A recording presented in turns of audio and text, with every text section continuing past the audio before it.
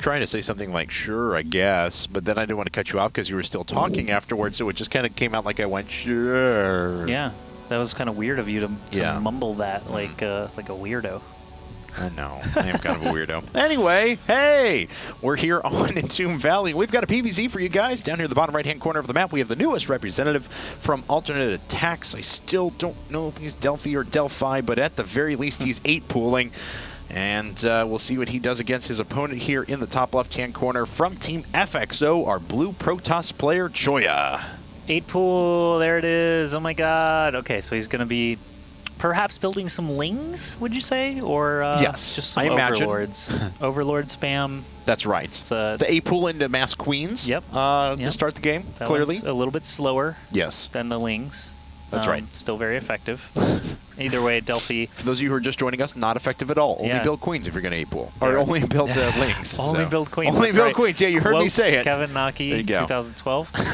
I do want to mention today, if you're in America, the date is 10/11/12. That's right. So it's a sequential date day. At least the whole world can agree on 12/12/12 as a cool day. But other than that, the silly rest of the world is going to be celebrating next month. So that'll be the last 12/12/12 for a while, for 10 years. So. Yep. Yeah. Either way. Actually, no. I guess it would be for 100 years. Oh yeah, 100 years. Oh man, I was just thinking of the last digit. You're right. It's both. Either way.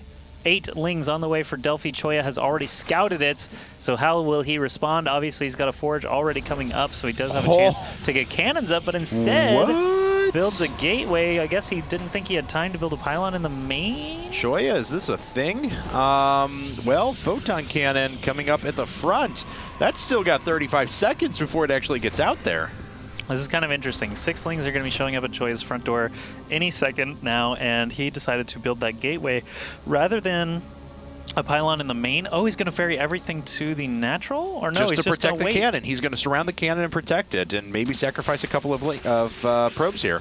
Man, Delphi probably does not want to attack into this if Choya just does a good job keeping the probes microed, but he isn't actually microing that great. He did save 1 or 2, but 5 workers actually go down. I don't believe he really needed to lose 5, but now that the cannon is in place, these lings are going to have a tougher time getting in, and Delphi's attack basically kind of falls flat. He didn't build any drones in that time that he was building lings, so Choya is actually still ahead on workers, and with Chrono Boost, he can actually stay ahead for a brief time, too. All right. Well, I want to know what Choya's follow-up to this is going to be. Obviously, Chrono Boosting probes out for a while. Is he going to drop down a Nexus right away, go into that Cybernetics core? I really don't know what direction he's going to go. He may want to just finish this wall and go for the Nexus. If that were me, I think that would be my decision, but we'll see. Choya is obviously a much better player than I am, so he's probably got something better in mind. Either way, Delphi is going to be expanding behind his sort of falling flat attack, and not a whole lot else going on, no gas or anything like that. Okay, well, we've had a little bit of a delay put on this game now, as this is usually the point where we're at quite far from now. Nexus. But there is a Nexus on the way, so it is, in the end, going to be some sort of a weird Forge Fast Expand. All right, so Choya did take my advice, so perhaps I am better than him at StarCraft 2. You know, that remains to be seen. Clearly. But I do have some replays where I've defeated OGS Illusion, so so at least there's that. That's right. Not minding that it was actually MC that was on your account. Yeah, well, Illusion was being played by STC, so... That's right. Either way, I defeated somebody, sort of. Your Protoss skills really went up during those games. That was fantastic. I learned quickly. Yeah. But I still need to cast those games just as a gag. But either way, yeah, at IPL 3, that was actually Atlantic City. Yep. All the way back. MC played some practice games against STC on my account. And I saved the replays because I'm vain and I want to show people that I beat Korean players, even though I definitely am not able to. You play remarkably like MC, though. That's the coolest part. He taught me all the hotkeys and stuff like that, you know. aThen learned from Kiwi Kaki, very, very similar play styles. Yeah, that's right. That's right. You know, stuff like that happens. Carried him to, I think it was, what, 49-1 on ladder or something like that? On the European ladder, too, which is stronger than the North American ladder. Yeah, good on aThen. Yeah. All right, well, we do have a game on our hands here, as Dely now has 2 gas up and evolution chamber following this. Never mind, I thought I saw a little thing back there. I was like, oh, is he roach rushing? No, he's just going to do a normal follow-up to this. Choya going to power right ahead to Stargate, though.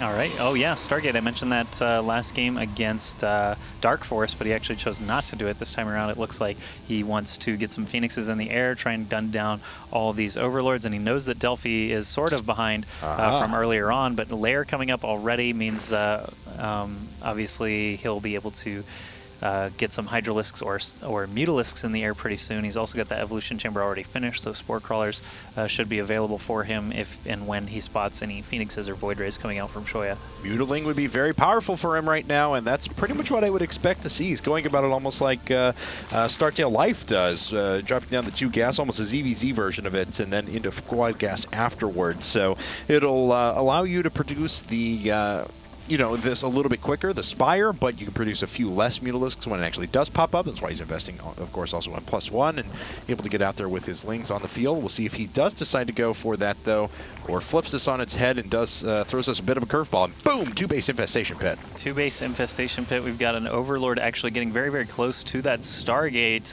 but as soon as a Phoenix pops out, or another Phoenix, I should say, Void Ray, as one is already headed across the map, the Void Ray will be able to power down that Overlord, of course, no problem. But this Phoenix has been scouted, I think. If Choya actually flew over that path of that Xel'Naga Tower, then he actually had some time to see it, but I don't see any Spore Crawlers yet. One Phoenix on his own, of course, can do some lifting, but can't actually do any killing of drones. So if Choya wants to, he can actually try and focus down these Overlords after the... oh, look at that. There's a Spore Crawler already finished at the natural. Yeah, just out in the open there. That's actually a little bit surprising, but the Phoenix does escape with all that scouting information. The Void Ray powers down the Overlord as expected and actually blocks Delphi for a little bit, but we have to see how Choya is going to follow through with this. Okay, well, pathogen glands are on the way. Burrow's already being researched, so he's going to get up there pretty quickly with some of these infestors, but I don't know, man. We'll see how this works out for him. It's this is a pretty big anti-air follow-up, or I guess air attack that's coming out for Choya now, as he does have this Void Ray patrolling around, making sure he picks off Overlords. He's got a bunch of Phoenixes, and he's already starting to make his way up in a robotics facility. A lot of Protoss players, of course, will try to bait something like Hydralisks out, and then end up moving into a robotics bay immediately thereafter. Yep. Normally, Phoenixes force Hydralisks, which force Colossi, which force Corruptors, and you just kind of go back and forth until, Vortex decides the game.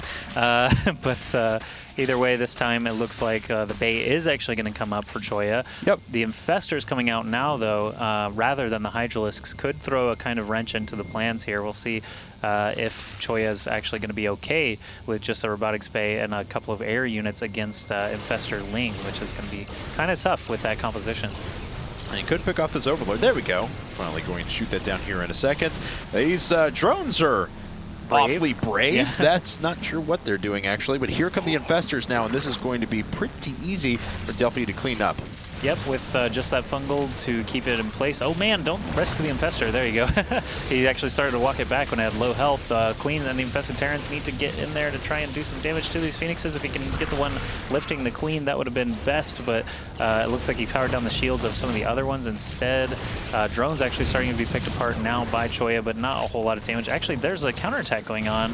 It looks like some Lings actually managed to get in here to the third and start to do some damage to these gateways, keep that third from actually getting put up. This is really bad for Choya, and if he's only got an Immortal and a couple of Sentries out there, that's going to get torn up very quickly by these Lings, which are actually tearing after the Nexus. So even though, Delphi cleaned up this attack, he took a little bit of damage, but he's doing some very real measurable damage now, going to pick off that Nexus at the same time that he goes after the Zealot and the Immortal. Yeah, he should actually get this Immortal kill. Wow. Oh, Sentry easily getting surrounded there. Choya did not have the time to actually drop the force field. Now they're pinned in with a probe, which I'm sure they're not going to care about, and the Sentry goes down.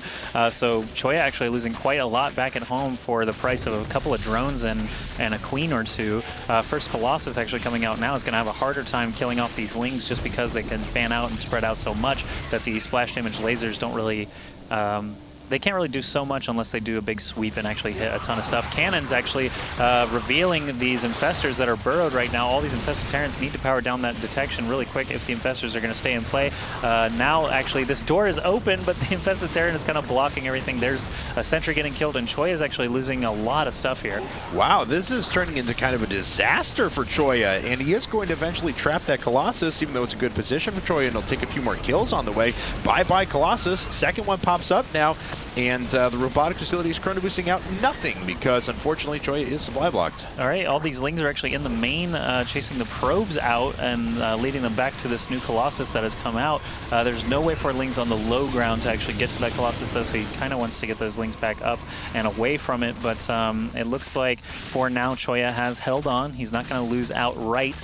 Delphi did a lot of significant damage, though, and could actually take out this other Nexus as well. Choya's got a lot of resources building up because he just has nothing to spend it on, no infrastructure to support that. Finally, a few more warp gates are down, and he could start to utilize those, but he's supply blocked. He's got to spam down a lot of pylons at the same time. These Zerglings are being a little careless. They could actually bounce around to the back, but it looks like he's more concerned about surrounding with the secondary, so maybe they were just left in place to keep that unit pinned in for a second. Yeah, keep the Colossus busy. Actually, the Nexus does get canceled regardless. Even the Zealots that warp in manage to get taken out by these waves of Lings from Delphi, and he still has more Infestors now. He could actually try and take out these destructible rocks to try and just get past that sentry wall off.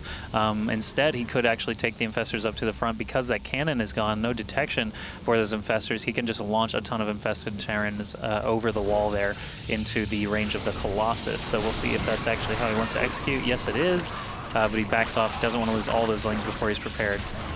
Okay, well, now he does finally force back this Colossus, at least for a little while, and he's just going to try and gun down these sentries up at the front, and that's what you want to trade energy for, those valuable sentries, and force more force fields out of them, too. If he can take out the Cybernetics core, actually, that's going to prevent any more sentries from being warped in at all, not to mention Stalkers, and now that the Lings actually do have a way in, they should be able to finish off both of these sentries. Yes, they do, before the Colossus is able to clean them up. So Choya is still in a little bit of a rough position here. Yeah. Look at that, 65 supply difference. And Delphi has had a lot of time now to basically build and do whatever he wants on his side of the map. I'm going to classify that as a disaster for Choya at the beginning of this. I mean, Delphi knew how to get in there and never let off the gas pedal, and that's what's working out exceptionally well for him. And he has Greater Spire on the way. His opponent is just going up to +2 weapons and some charge lots. Yeah. And with Greater Spire coming up, Broodlords are just going to be so effective. Yeah, if it even gets to that point. I mean, Delphi with just, oh, look at this bunch of Corruptors coming up now against these Phoenixes. They're going to take a couple of free shots at the Overlords, but evidently, or eventually, sorry, getting chased out of town or killed, and there they go. Delphi basically clearing the board of Choya's units, and at this point, he's got enough Corruptors in the sky. He can make probably 2 or 3 Broodlords and still be good to go, but he is going to wait around for that Greater Spire, not building any more ground units at the time, and Choya is still trying to establish that third base while Delphi's working on 5. Yeah, and let's see here. He's got a total of 7 gates up. Could add a couple more here in a second, and does. Still, with just 9 gates out, Choya's going to have a tough time catching up to a 5-base Protoss player producing off of every single one of those hatcheries. Right, especially with this huge number of Corruptors, they're going to take out the Colossi extremely quickly, not to mention if they catch that Warp Prism that's now in production for Choya. Choya is still going to try and eke out some damage where he can. That's why you see Blink being researched and that Warp Prism. If he can at least get some Warpins going on the opposite side of the map, it can draw Delphi away from his own base. So we'll see if his multitasking is up to the challenge, whereas you know, just a few minutes ago we saw that Delphi was able to take advantage of Choya's split focus there. Okay, well, Delphi's locking down the bases in the top right-hand corner as well, keeping tabs on him, making sure his opponent can't expand everywhere on him. And with that, with mining off of 8 gases, Choya's trying to move out right now, but, I mean, that's a couple of Stalkers, but they don't have Blink finished yet, and he's already going to run into the Broodlords. Yep, with Broodlords already positioned at the Xel'Naga Tower, Corruptors just diving in on those Colossi, because that's pretty much all they can do. Neural Parasite on one Colossus actually helps him take a few swipes at those Zealots, but this force of Delphi looks pretty hard to deal with for Choya. He just doesn't really have the anti-air in place anymore. Just 11 Stalkers on the ground. Those 2 Colossi are very, very vulnerable to the remaining Corruptors as well. Here's all the Stalkers actually blinking forward. They do take out one Broodlord pretty quickly. There's a second and a third, but the Corruptors have finally shown up. Fungal keeping those Stalkers in place lets the Broodlords get back to that max range. Colossi going down with a Neural to help sweep again those Zealots and Sentries. Choya is going to GG before the fight is even concluded. Wow. All right, so Choya goes down, and Delphi ties things up now for aTnType, and it's 1-1 moving into game number 3. A great game overall from Delphi. Like I said, Choya had a big misstep there in allowing those Zerglings, just a handful of Zerglings as a matter of fact, into his third base. And I think without that distraction, he could have taken advantage of the infestors a little bit more. That 2-base infestor after the 8-pull didn't work out as well as Delphi would have liked at the very beginning. But with that misstep, infestors were actually the perfect unit to have to kind of break that siege wall at the front. Yeah, if Choya hadn't actually let that third sort of go to waste and kept cranking out Phoenixes, for example, lifting infestors is just a great thing, keeping them from being able to cast anything. Obviously, once the Corruptor started coming out, he would have needed to actually switch gears pretty heavily. But either way, Delphi getting some nice attacks in while Choya was messing with him back at his own base, and took advantage of the situation, ended up getting the win. Now in for FXO. Tier, not sure. Anyway, he is actually going to be wearing Choya's tag again, though. But the map is going to be Metropolis. We're going to take a commercial break. While you're away, guys, make sure you check out IGN.com/IPL5 for all of your IPL5 related information, schedules, news, etc. You can pick up tickets there. You can pick up discounted room rates for the Cosmopolitan of Las Vegas from November 29th through December 2nd. So we hope you will take advantage of that early, and because we want to see you guys out there. We really do.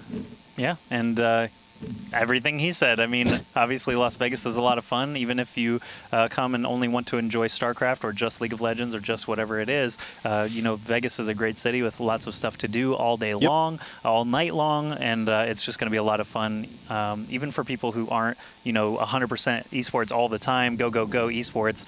You know, you can bring friends along and just have a great Vegas vacation as well. Okay, well, there you go, guys. Do that, IGN.com/IPL5, and we will be back for game number 3.